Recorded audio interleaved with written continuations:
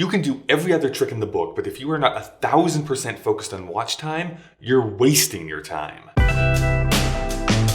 My name is Kyle Marshall, and at Media Lab, we believe that the creator's value shouldn't be based on their follower count. And today, I'd like to offer you some advice. YouTube, for all its faults, and after this week, there's a lot of faults. But for all its faults, YouTube has been ahead of the curve on the amount of data that it gives to you in its analytics. And if you want to grow your channel, then watch time is what you need to be focused on. And in this video, we're going to focus on talking about YouTube Studio Beta, which, yes, actually does have to be talked about every single time with this hand gesture. Watch time is so important because this is how YouTube figures out if your video is worthwhile to show to other people. If the majority of people clicking on your video go away after 5 seconds, that's signaling to YouTube that people are not finding your content valuable. That video is not driving people to go and watch other videos. So let's take a look at 2 videos that were uploaded onto this very channel. Now, at first glance, this might look like these videos are fairly similar, but I want to point out why the first graph is actually so much better than the second. While they both have similar-ish drop-offs at the very beginning, the first video stays above 60%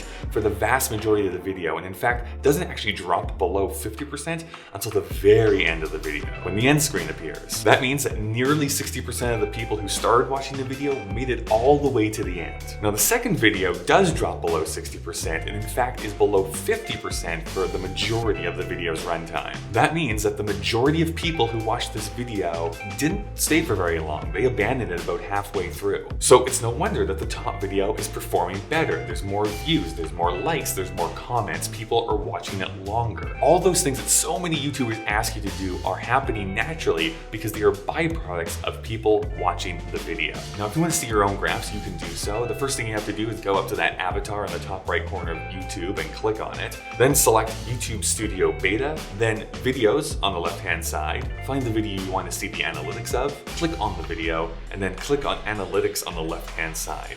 And now you can see the audience retention graph. That's your watch time. Personally, I don't find that path very obvious, but maybe I just have a weird brain. Now, there are things to think about when trying to drive watch time. First, you need to attract viewers to actually watch your videos. This is where your thumbnails come into play.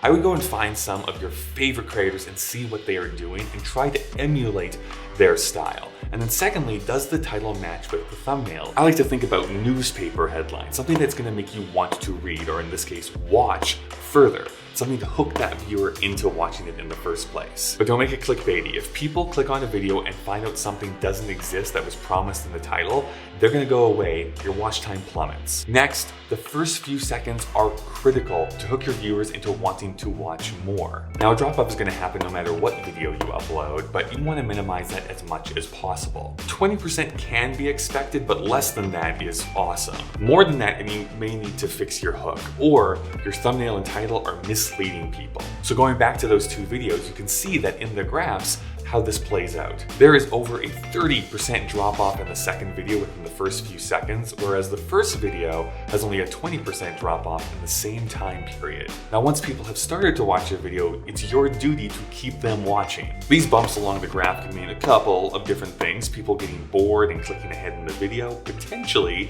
if something cool or funny happened, then they may rewind to watch again. But analyzing your videos after upload to see where people are dropping off is key to helping your channel grow. A little bit of advice though, I'd probably wait at least 48 hours before jumping into the analytics. Before then, and you're gonna get some unclear results. But let's take a look at those examples from this channel. Here's where I was on screen just talking for way too long. You can see a long, steady drop off while that was happening. So either I need to become way more engaging, which is doubtful to ever happen, or I should get some more B-roll footage so that I can keep the interest of the viewer. Your goal is that by the end of the video, there should be 50% of the people still there. If you have more than that, great, you are doing awesome. By having the majority stick around, you can then push them to other videos, which if you have a channel that you're trying to grow, should be something that you're doing. I wouldn't worry about a flashy end screen at this point. Most people click away when they see them anyway. Instead, encourage them to click on a video that you have already selected for them. Like actually out loud in the video, but click on this video. Or better yet, select a playlist so that they can actually watch multiple videos. What's great about that is twofold. First, you increase views and watch time across your channel. And you're signaling to YouTube that once somebody watches one of your videos, they watch more of your videos, which then makes them want to suggest that to other viewers. When you're a creator who wants to grow, it can seem daunting, all this stuff you have to keep on top of your mind. But what I love about analytics is that analytics don't lie. If you look at your watch time, you can see exactly when people are dropping off, and you can use that information to create even better things. Here's a playlist talking about the what and the why behind Media Lab. I would love for you to watch those. And until next time, thanks for dropping by the lab.